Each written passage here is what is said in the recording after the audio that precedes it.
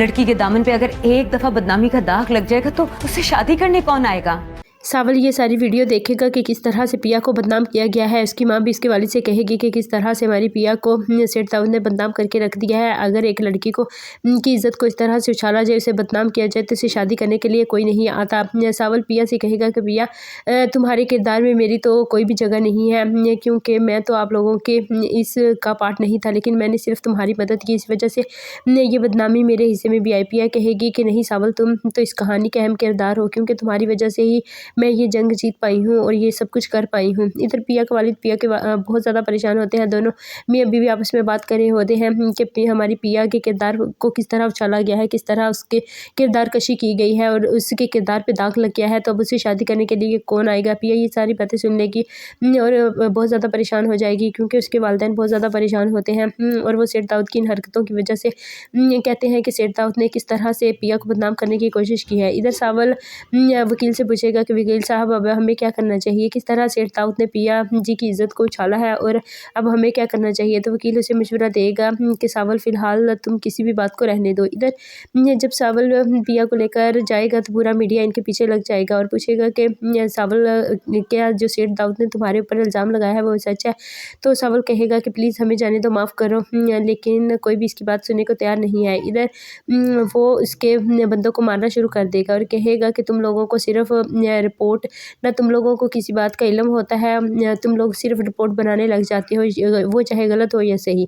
इधर इंस्पेक्टर भी किसी की बात नहीं सुनेगा और कहेगा कि मैं अब पिया के वालिदैन को देखना किस तरह से घसीटता हुआ थाने में लेकर जाऊंगा, क्योंकि उन्होंने मेरी बात नहीं मानी थी और अब वो सेठ से पंगा लिया है, तो अब इन्हें ये सब कुछ भुगतना भी पड़ेगा।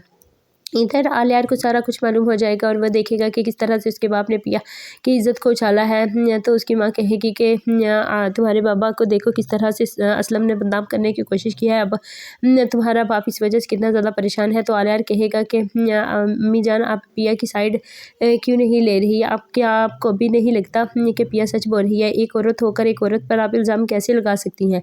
इधर सावल परेशान खड़ा होता है जब टीपू आकर कहेगा कि भाई किस तरह से आपकी इज्जत को छाला गया है और पिया जी के साथ आपको बदनाम किया गया है, तो अब हमें क्या करना चाहिए। तो साविल कहेगा कि मैंने वकील से बात की है, अब हम देखते हैं कि अब हमें क्या करना है। और सेठ दाऊद तो इस तरह माफ़ करने वाला नहीं है, अब देखना सेठ दाऊद का अगला स्टेप क्या होगा। सेठ दाऊद फ़ोन करके कहेगा कि मैंने मीडिया के ज़रिए जो बात उछालनी थी वो तो मैंने उछाल दी है, लेकिन अब तुम इस बात को उछालो किस तरह से पिया और इसके वालिदैन पर अटैक करो और इनमें से कोई भी एक भी ज़िंदा नहीं बचना चाहिए। इसने पिया के घर वालों की सुपारी दी है। पिया घर में बहुत ज़्यादा परेशान होती है, बेचारी को पेपरों की भी टेंशन होती है। वो अपनी दोस्त को सारा कुछ बताती है, तो उसकी दोस्त कहेगी कि मैं चाहती हूँ कि अब तुम इस केस से पीछे ना हटो जिस तरह से उसके बाप ने आपको बदनाम किया है। पिया की दोस्त लुबना जब इसे मिलने के लिए आएगी तो वो कहेगी कि पिया, तुम्हें अब केस से पीछे नहीं हटना चाहिए। सेठ दाऊद ने जो तुम्हारे साथ किया है वो काबिल माफ़ी नहीं है, इसलिए तुम्हें किसी सूरत पे से माफ़ी देने की ज़रूरत नहीं है। लेकिन पिया पर सेठ दाऊद ने जो हमला करवाया है, अब वो हमलावर इनके घर में दाखिल हो जाएंगे और किस तरह से इनके घर की तोड़फोड़ करेंगे। तो वो चुप कर सावल को कॉल करने की कोशिश करेगी और देखेगी कि बाहर कौन आया है। जब वो देखेगी तो डर जाएगी, वो किस तरह से उसके वालिदैन पर अटैक करेंगे जब वो लोग सो रहे होते हैं। तो पिया इधर पढ़ रही होती है और इसे नहीं मालूम होता कि बाहर क्या हो रहा है, लेकिन जब वो आवाज़ सुनेगी तो वो बाहर ज़रूर जाएगी और देखेगी कि और छुप कर सावल को कॉल करेगी कि सावल, हमारे घर पर तो गुंडों ने हमला कर दिया है, प्लीज़ आप आ जाए।